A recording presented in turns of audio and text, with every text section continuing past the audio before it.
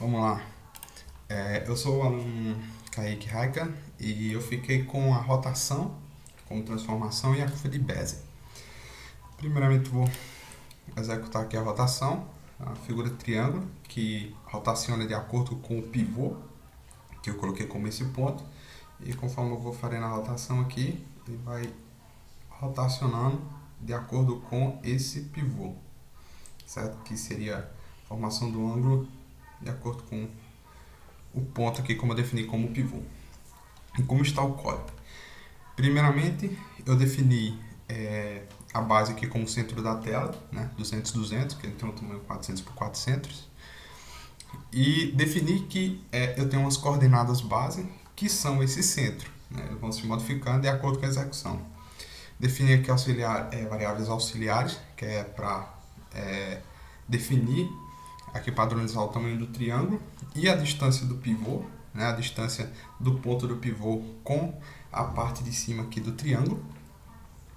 Defini outros 3 pontos, que aqui seriam os pontos que de fato vão compor o triângulo. Então temos o primeiro ponto, né? Que seria esse daqui, o segundo ponto e o terceiro ponto, tudo de acordo com as coordenadas base, né? E a distância, as coordenadas base, o tamanho dele e a distância que o segundo ponto ele tem que ficar do pivô. E o pivô que é baseado no ponto 2, certo? Então tem o pivô que ele é baseado no ponto 2 e o ponto 2 que também sofre, né? Sofre influência aí do pivô, no caso. E aí temos as configurações padrões, settings, tamanho da tela, o frame rate, e aí entramos no método de desenhar, né? Limpar, criar aqui pinto o background como cinza, certo? Aí aqui nós apenas era desenhando o plano cartesiano aqui, apaguei para ficar mais intuitivo. Essa variável aqui é o ângulo em radianos, gerado pelo cálculo dos pontos base, que foi definido lá em cima, e o ponto de origem. Então a função atangente 2 pega esses dois pontos e vai me dar um ângulo, que aí eu vou conseguir realizar essa rotação, certo?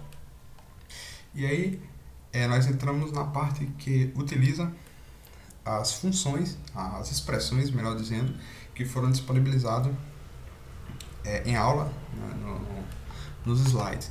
Então eu peguei a fórmula que utiliza o pivô, certo? Ele faz o cálculo de acordo com esse ângulo, e o pivô, que foi explicado mais em cima, e me dá um x e um y. O x e o y é processado, né, feito para essa fórmula para cada um dos pontos do triângulo. Então, se eu tenho um ponto aqui, x e y, então a fórmula vai operar no x e do y desse ponto, no x e y desse ponto, no x e y desse ponto, também sofrendo influência de onde o pivô de rotação está. O fio preenche apenas para preencher o triângulo com uma cor diferente, e aqui eu defino o triângulo como as variáveis que foram geradas a partir da fórmula, né? Tudo baseado nos pivôs e tudo mais. O stroke weight define a espessura da linha, né? E aí eu desenho essa linha aqui que sai do pivô para o ponto 2, para mim ficar intuitivo, né, a ligação. E aqui eu desenho o ponto do pivô. Depois eu volto o stroke, certo? Tendo no draw as fórmulas sendo operadas e a rotação sendo feita de acordo com os pontos que ele vai ser definido, né? A primeiro momento que eu executo, ele é definido em um ponto e aparece como já foi executado. A partir do momento que eu apertar aqui no pivô, ele entra no mouse drag, né? E eu começo a arrastar, ele começa a definir novos pontos, né? E o ângulo também calculado e redesenhado. Como acontece isso? Definir apenas um intervalo, que seria o intervalo de seleção, né? Um intervalo de 30 baseado no ponto do pivô. Então tem um ponto pivô aqui Se eu quiser selecionar ele, eu coloquei que seria uma seleção de 30 pixels da esquerda para a direita, então daqui para cá eu estaria pegando esse pivô, enquanto o vertical aqui de cima para baixo, de 30 para cima e 30 para baixo. Global, eu apenas peguei as variáveis que foram definidas lá em cima e transformei aqui para executar no contexto aqui da função.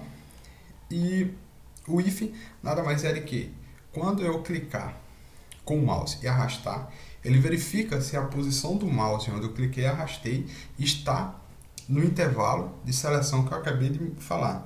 Se ele estiver 30 antes, 30 depois, 30 para cima e 30 para baixo, então quer dizer que eu estou pegando na área aqui do ponto de pivô. Então ele vai modificar os pontos base, que realiza todos os cálculos aqui em cima, e modifica para onde o ponto do mouse estaria. E aí ele começa a ficar a interação da rotação. Certo? Após isso temos a curva,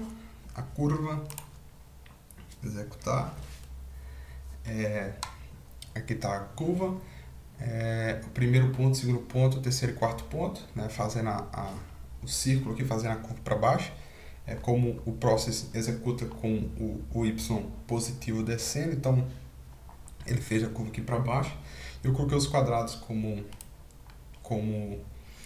as pontas em vez do triângulo, que ficou mais legal, né?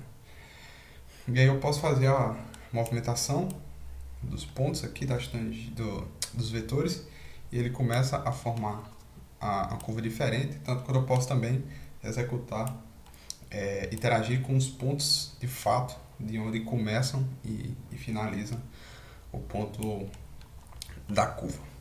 E como está o código, primeiramente definir os pontos, né? Ponto 1, 2, 3 e 4, então nada mais é do que esses pontos, 1, 2, 3 e 4, certo?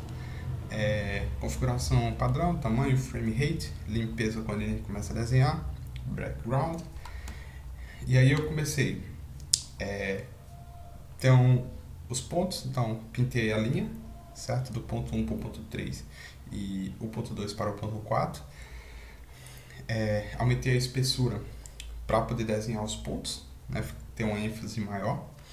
Pintei o quadrado, né? As figuras aqui para baixo, que seria o quadrado, seria o pintado. Defini um tamanho, uma variável, então desenhei de fato aqui o quadrado de azul. E aqui começa a fórmula da curva, né? Primeiro definindo o t, que o t da fórmula tem que variar de 0 e 1. Então tá aqui t, enquanto t for menor ou igual a 1, t vai aumentando em 0.001, certo? E aqui a fórmula retirada também do slide, né? Baseado no ponto de início e o ponto final, certo? E a mesma coisa acontece com y, ponto de início e ponto final. Então temos aqui toda a fórmula que calcula os pontos, né, que vão ser dispersos do ponto inicial para o ponto final, vão ser feita essa curva. Converto o x e o y para inteiro, e aí eu desenho um ponto no x e y. Então essa toda vez que o draw executar, esse while vai executar do 0 até o 0.001 e criar essa ruma de pontos que vai fazer essa curva. E para poder realizar a iteração com a curva de Bezier, acontece da mesma forma da rotação. Eu tenho um intervalo, só que agora é um intervalo menor. Então eu tenho um intervalo de menos 15 pixels e mais 15 pixels horizontais e menos 15 pixels e mais 15 pixels verticais. Então, se eu estiver pegando nesse intervalo desse ponto, próximo a esse ponto, então eu vou estar mexendo, vou estar interagindo com ele, né? A mesma coisa, as variáveis definidas como global, para poder utilizar elas aqui no contexto da função. E aqui foram apenas as lógicas que separei para não deixar tudo carregado no Y, mas as fórmulas da seleção do intervalo. Então, se horizontalmente o ponto x1, né, ele tiver entre o intervalo menos 15 mais 15 horizontal e menos 15 mais 15 vertical, então eu vou estar pegando esse ponto. A mesma coisa o ponto 2, 3 e 4. O if é apenas para poder confirmar, né, se eu estou pegando nesse intervalo aqui, então eu vou estar mexendo com esse, então o ponto x1 e y1 ele vai variar de acordo com a posição do mouse. Elif, ponto x2, acontece a mesma coisa, se estiver dentro do intervalo, então ele vai estar pegando aqui a posição do mouse. A mesma coisa acontece para o 3 e para o 4. Pronto, acredito que é isso.